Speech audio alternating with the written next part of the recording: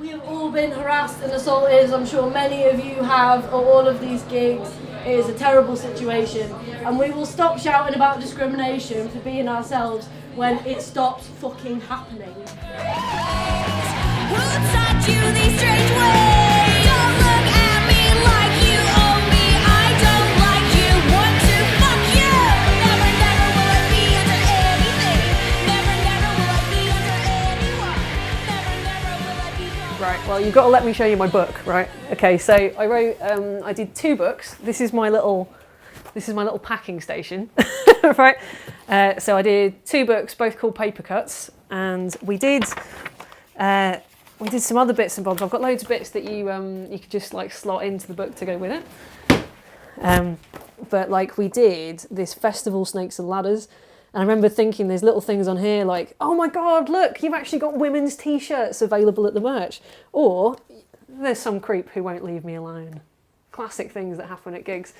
And a few years ago as well, I did this Punk Fest booze bingo, and it's such a common thing, but if someone asks you, so what band's your boyfriend in, you throw your drink at them. It's the only way to do it. But yeah, I first started going to gigs when I was like 14. Actually, it was 13, because I remember my dad had to sneak me in, and he took me to see the Levellers. I remember we were stood at the back, like kind of, you know, doing the cool dad thing, like nodding your head.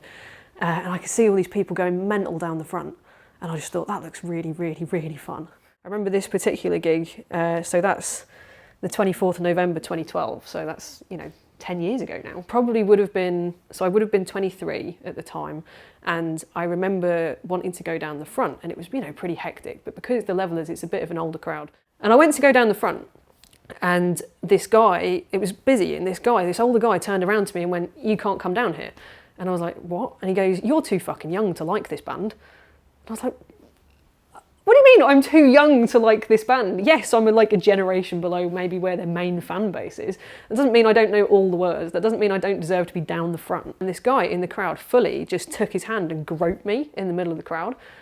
Just like the classic Donald Trump, just like grabbed my pussy. And I was so shocked I didn't know what to do, so I pushed him off me. But then I had to go back and go meet my dad, and I was just like, I don't know whether to tell my dad about this. I don't think I can talk about it, It was really odd, and it's one of those things that, this is 10 years ago and it really stuck with me.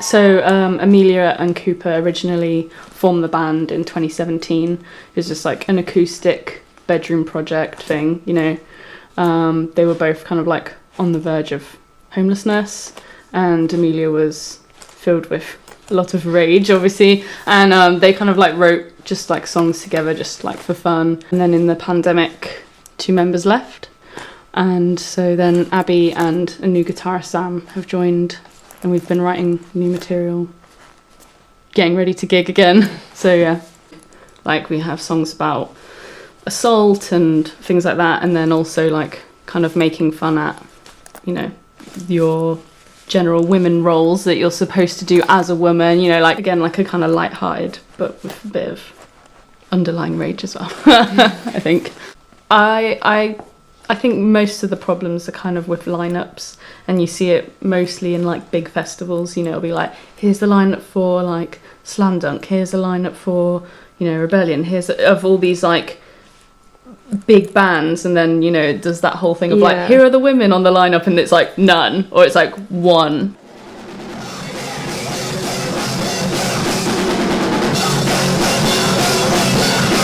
Riot Garden is a collective based on creating an inclusive, safe and kind scene.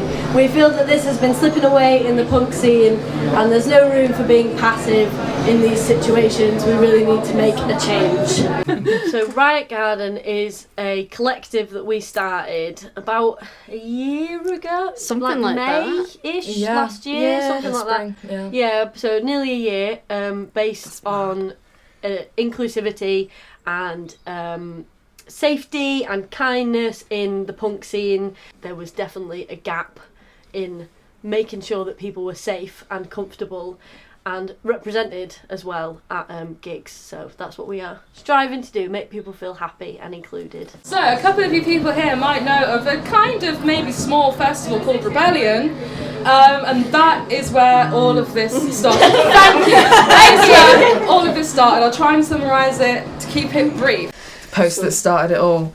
Yeah, so I posted, it was after all the response that people were getting about coming forward about the harassment on their own Instagram page. And so it was at the time where people were starting to like buy their tickets, more bands were being announced, so obviously a lot, like 99% of my Facebook were just going, oh, Rebellion, woo, yeah!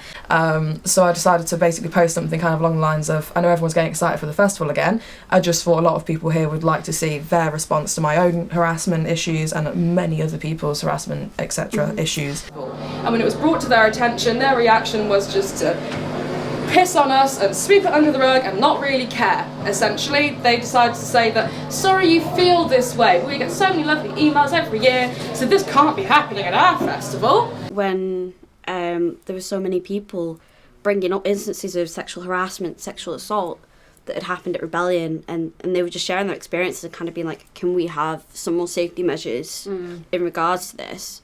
The responses we got were like, oh, well, you should just defend yourself. Or, I mean, the very last one, which actually was why we was like, right, God, we're starting it, is because the last response was, oh, well, if it's such a danger zone for you, why don't you just not come?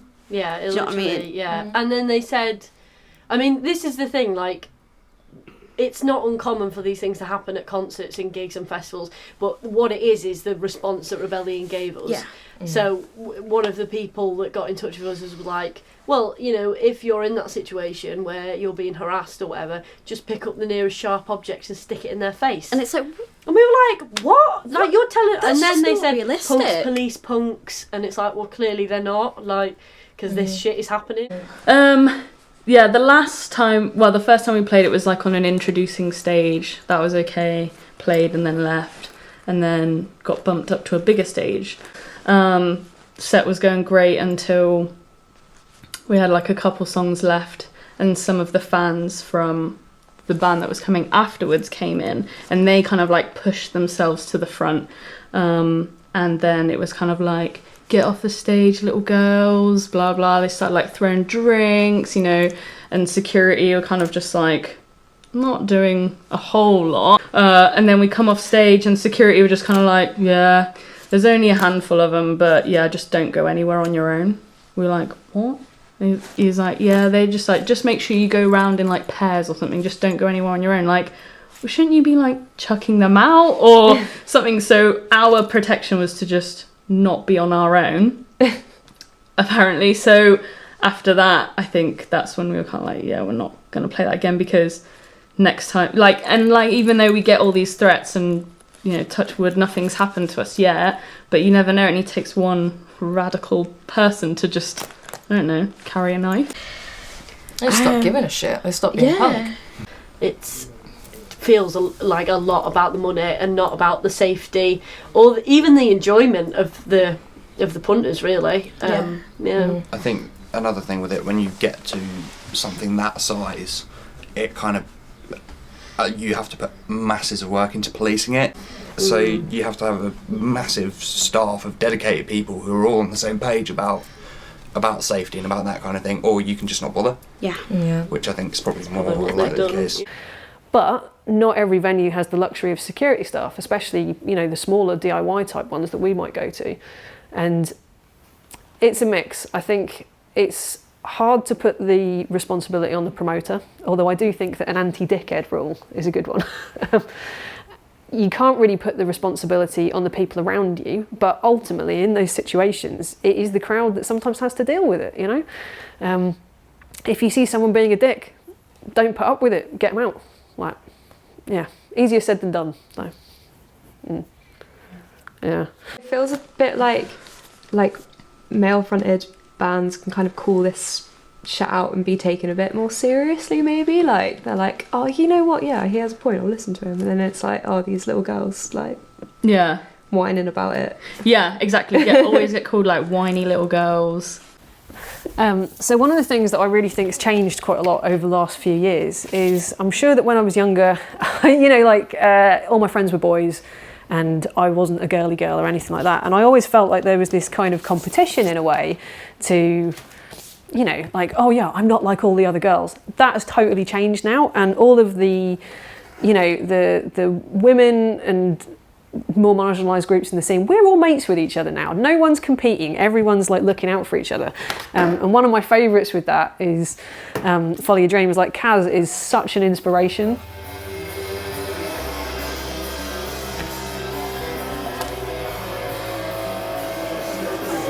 Well, it's early days, so it's hard to tell, but I think the guys in my garden are really on it with like safety, obviously their motto and their momentum for making sure people are safe and people feel like they have somewhere to go if they're not feeling safe. I think will be the thing that differs it really. Still a massive problem, and we see it everywhere, and it's very exhausting getting on stage and talking about how shit this all is and how we have to be so vigilant all the time. So yeah, it's improving, but it's got a long way to go, I think. Speak up for yourself. Yeah. Just be, if someone is harassing you or, you know, trying to assault you, just be very loud about it. Just shout as much as you can. Try and get other people's attentions to it. You should feel okay talking to the events managers, the promoters, that this thing has happened, because hopefully if they're nice people, they will really try and make an effort to stop these things happening. And if they're not, stop going, because it's not worth it, you know. They obviously don't care about your safety. It's all about representation. Representation is so important. When I was younger, you never saw women on stage, particularly in punk bands. And nowadays, I think that you do. I think there are now some role models that you see in bands who, you know, people can actually look up to. Representation is so important in terms of making people feel safe and feel accepted. If I see another woman on stage, it tells me that the promoters or the venues, they've considered me and my needs in some way.